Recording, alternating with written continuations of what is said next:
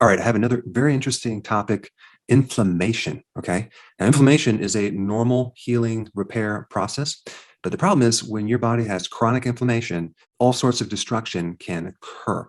And also an infection against a virus or a bacteria or another pathogen, it's our own body's reaction to that pathogen that creates the damage. In other words, it's our own immune inflammatory condition that creates the collateral damage that we should be concerned about and understand thoroughly in order to counter all this damage. I mean, think about a cytokine storm where you have this hyper-inflammatory immune response in your lungs. And doctors will give you prednisone, which is a synthetic cortisol, to help calm it down. But it's the excess amount of inflammation that really creates this collateral damage. And then you have autoimmune diseases, right? Crohn's, rheumatoid arthritis, even alopecia, which is like patches of your hair falling out, is an autoimmune disease. And the common theme for autoimmune diseases is inflammation. So if you can get rid of inflammation, you can get rid of the complications and symptoms and problems with that autoimmune disease. Then you have old injuries where the body then creates this inflammation that then can persist chronically over years, creating all sorts of scar tissue, stiffness. And I have firsthand knowledge of that with my left elbow, with my back, with my ankles, from all the massive injuries that I've experienced. And out of all the drugs, the top selling drugs, the number one worldwide selling drug is Humira. What is that drug for? Inflammation. And so a tremendous amount of people on this planet have too much inflammation. Now, before I get into the causes of inflammation, I want to touch on a new word that you may never heard before. It's called inflammatory oncotaxis. Now, what is that? It's a phenomenon where cancer tends to spread into areas of mechanical injury to your body. So we're talking about old injuries where there was inflammation, and that can be from many different things. You could have food irritation to your colon, where you have this repetitive inflammatory response in your colon where the cancer spreads into. It could be in the lungs where you're a chronic smoker, where you had inflammation. It could be in the arteries due to high levels of glucose because you are on a high-carb diet. Or it can actually travel into breast tissue because you had some type of injury to your breast tissue. I mean, this is important data because this gives us prediction on where we might get cancer. So that way we can do something about it before we get cancer. All right, let's start with number one, the first cause of inflammation. This is a lack of cortisol. It's the main anti-inflammatory hormone in the body, cortisol. And so how would you get a lack of cortisol? Well, guess what? By having too much cortisol. Too much cortisol, just like too much insulin, creates cortisol resistance. And so you have the situation where you actually have a lot of cortisol flowing through your bloodstream because you're under a lot of stress, but it's not effective. It's not working. So if you look at a condition like Cushing syndrome, where you have high levels of cortisol, all the symptoms really relate to a deficiency of cortisol. That is because the receptors become resistant when you have high levels of that hormone flowing through your bloodstream. Same thing happens with diabetes. With diabetes, you have high levels of insulin because the glucose is high, but it doesn't work. That's why the blood sugars start going higher, because there's nothing there to push it down. Insulin is supposed to lower the blood sugar, but if it's ineffective, it's not going to do that. So any condition where you have an itis, whether it's bursitis, arthritis, tendinitis, usually involves a lack of cortisol because you have too much cortisol, and that's creating the resistance.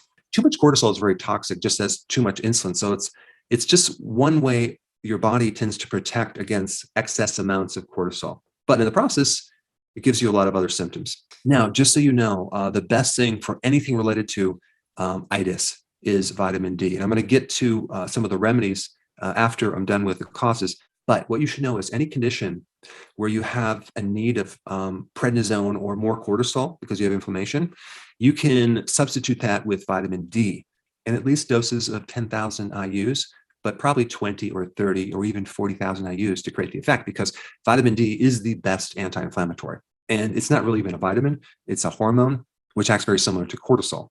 All right, the next cause of inflammation is allergies, okay? So you have the obvious food allergies, like you're allergic to dairy. Now that could be casein, the protein in milk. And so if you eat dairy, it's going to create a constant inflammatory condition in your digestive system.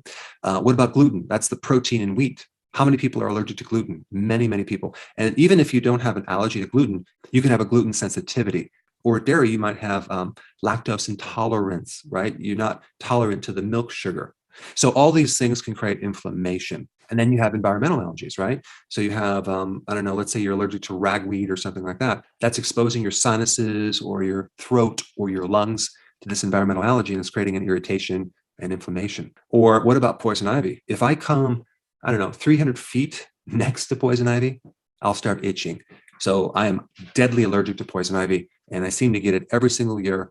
And at this point, I can't take anything for it because it doesn't work. And then you have another type of allergy where you're allergic to your own tissues. Okay, that's called autoimmune.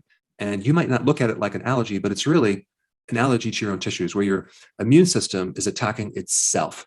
You developed antibodies against your own tissue. And that could be for any tissue, like Hashimoto's, which is an allergy to your own thyroid hormones. You can have lupus, where you have this allergy to certain connective tissue.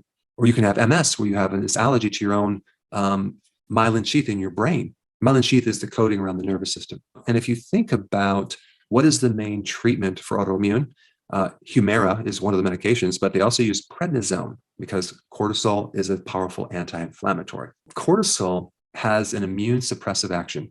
It basically turns off the immune system. So it just turns it off. So now you don't have all these reactions. The problem is it comes with a package. If you have no immune system, you're more susceptible to having viruses invade the body and all sorts of things happening that you kind of lose your immune army. And in that process, without inflammation, without immune reactions, it can give you a whole series of additional problems. All right, number 3, let's talk about that. You have either acute infections or chronic infections.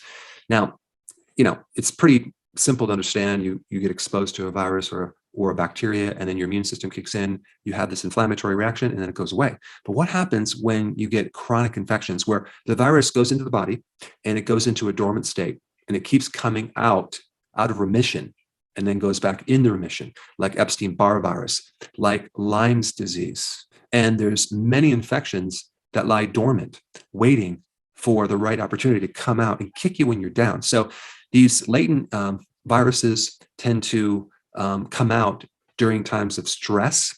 And so stress is a trigger for this infection that then will create inflammation. And so this just tells us that we need to strengthen our immune system. And the way to protect ourselves and prevent these viruses from coming out is just to stay super healthy, and then you're protected. All right, number 4, gut inflammation. So whether someone has an ulcer or gastritis or irritable bowel syndrome or some autoimmune disease, there could be several causes of this inflammation in the gut. Mainly it's going to be foods, okay? Now that could be a food allergy. It could be just inflammatory foods, as in high omega-6 fatty acids like soy oil, canola oil, cottonseed oil. These oils are so pervasive in our food supply, and you're going to be very susceptible to getting ulcers and inflammation in the gut, and even having a weak spot. So cancer can actually go into that area. Now, what about constipation? Well, that's like auto-intoxication. You have this lack of flow of food being digested and everything's getting backed up. So that can actually create some inflammation as well. What about antibiotics? If you take antibiotics, you wipe out your friendly bacteria that's there to protect you and reduce inflammation. So if there's some way that you lose your flora in your gut, that could be the cause of why you have inflammation in your gut. In fact, when that inflammation exists, then it develops scar tissue in the colon, and it can affect your ability to absorb nutrients, and it can create leaky gut that then leads to more allergies and autoimmune diseases and a lot of other problems. So as a side note, for any type of gut inflammation going on, the best food actually is cabbage. Cabbage has unique things in it that are really good for gut inflammation. And cabbage seems to be easy to digest, especially if it's in like a fermented form like sauerkraut or like kimchi, things like that, or even like coleslaw or raw cabbage seems to be very, very beneficial for anyone with gastritis, with anyone with an ulcer, with anyone with inflammation in the gut. Another really good thing is the wheatgrass juice or wheatgrass juice powder, because the chlorophyll in there with other additional phytonutrients is very healing on the inside of your skin internally, whether it's in the throat, the stomach, the small intestine, or the large bowel. Goes in there and it tends to create a really cool effect. And what's ironic is wheat has gluten, but not wheatgrass juice powder, okay, because they capture it before the seed exists, so there's no gluten. So it's very, very healing. But then if you eat wheat, it'll actually destroy the intestines. Another really good remedy for gut issues is zinc L carnosine. Okay, just remember that because that's a good remedy for ulcers, gastritis. It's a good form of zinc that is very, very healing. All right, the next cause of inflammation, which is probably the most common, is glucose or sugar. Yeah, glucose and sugar and the other foods that turn into sugar, like refined carbohydrates. What it does is it raises this glucose flowing through your bloodstream, and this very thin layer of cells, which is one cell layer thick in your arteries, becomes seriously damaged, and you get this inflammatory condition. And then the body heals with either a clot or plaquing in the combination of cholesterol or protein or calcium. So you have this calcium buildup, and then you get heart problems and you get heart attacks and strokes. Other than that, you're perfectly fine. But when you lose the vascular supply and even the capillary supply to your eyes, you have eye damage, every different problem with the eye, like retinopathy, cataracts, macular degeneration. And if you lose capillary blood flow to the nerves, you get peripheral neuropathies. So you have this tingling and weird feeling in your feet. And high glucose also creates inflammation in your kidney and in your brain. Other than that, it doesn't pretty much attack anything else. Well, actually it does, but I'm just being sarcastic. Now, when you have high levels of glucose, insulin goes up.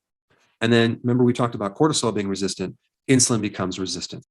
And when you have insulin resistance, your body pumps out more insulin and you get more inflammation. So having the standard high carb diet is just creating a constant state of inflammation in many different parts of your body. But it's not only glucose that causes insulin resistance.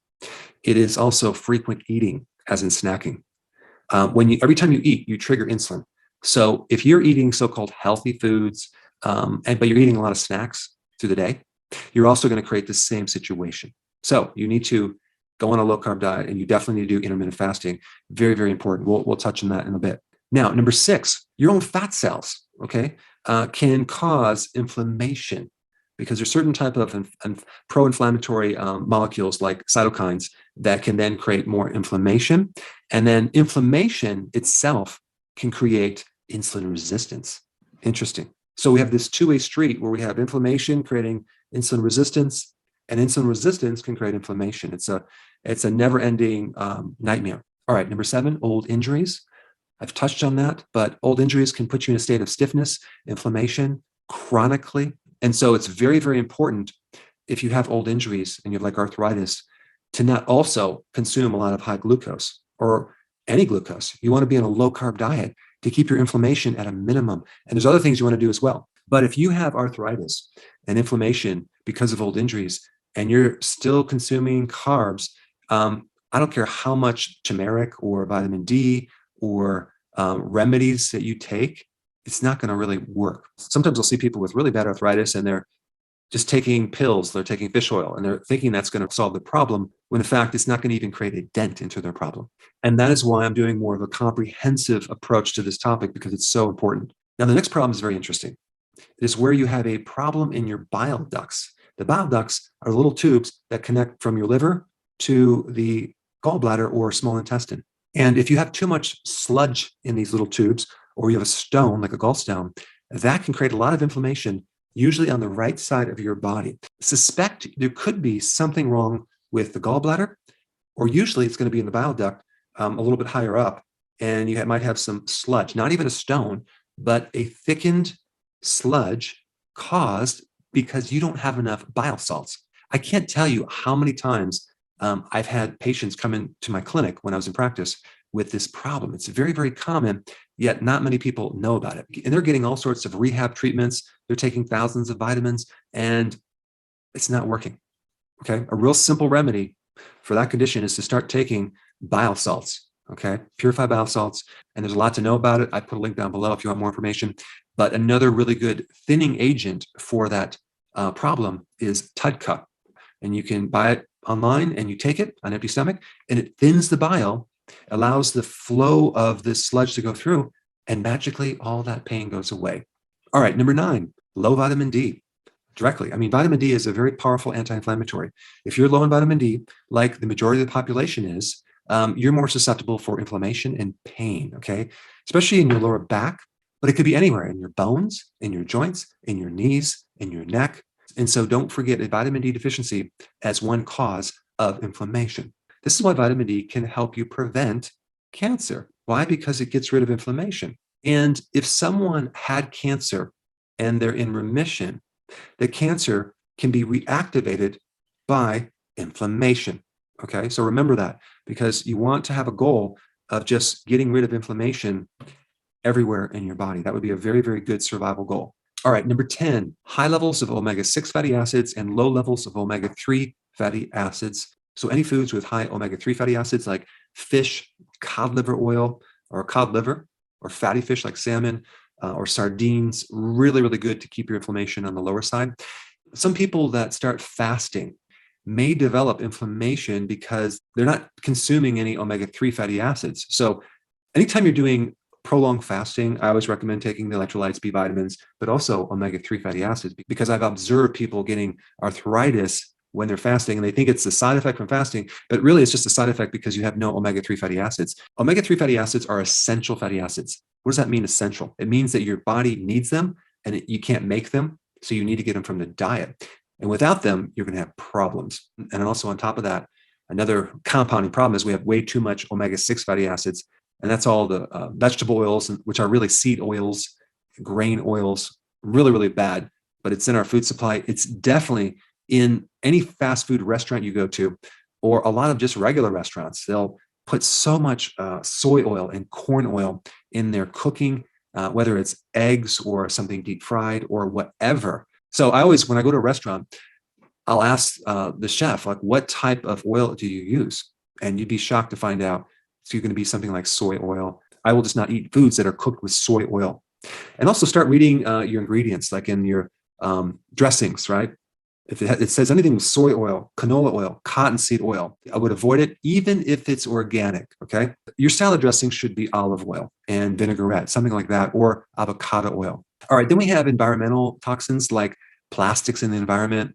Silicone breast implants could be a source of inflammation, and the thousands of other chemicals that we are bathed in on a regular basis. Now, I want to mention number 12 a second time because it's very, very important. It's not only the glucose that stimulates inflammation, it's the frequent eating because of the high levels of insulin.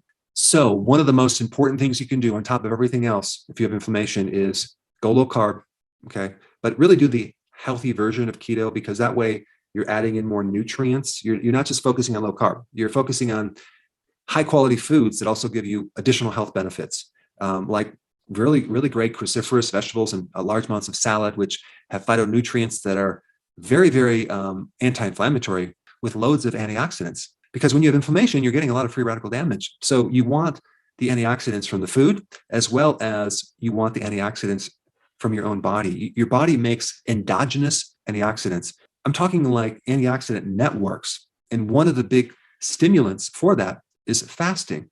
And one of the things that just crushes and destroys these antioxidants is frequent eating. So fasting is really key for inflammation. All right, number 13, too much iron. Okay. Now, iron is a mineral. It's a trace mineral that you don't need in large amounts, and our bodies don't have mechanisms to get rid of iron. When you get an infection, both the good bacteria and the pathogens compete for this iron. Apparently, they eat iron. And so our bodies have this interesting mechanism to bind up iron during infections. And this is why people have a higher incidence of getting anemia when they have infections. And if you're deficient in iron going into an infection, and then you're coming out of an infection and you're fatigued and you have anemia, it could mean that you need more iron. And that's just a side note, but some people that have like a post-COVID fatigue, sometimes they need some iron. But typically, you don't want to overdo it with iron, because too much iron in your liver can create cirrhosis and create a lot of inflammation and a lot of scar tissue and fibrosis in the liver. But iron in general, in large amounts, can create inflammation. All right, now that you know all the causes of inflammation, let's talk about what to do. Number one, the most important thing is have enough vitamin D, at least 10,000 IUs. But if it's a chronic problem, take more, take 20, 30, even 40,000 IUs. If you're concerned about any toxicity, I put a video down below. You should watch that.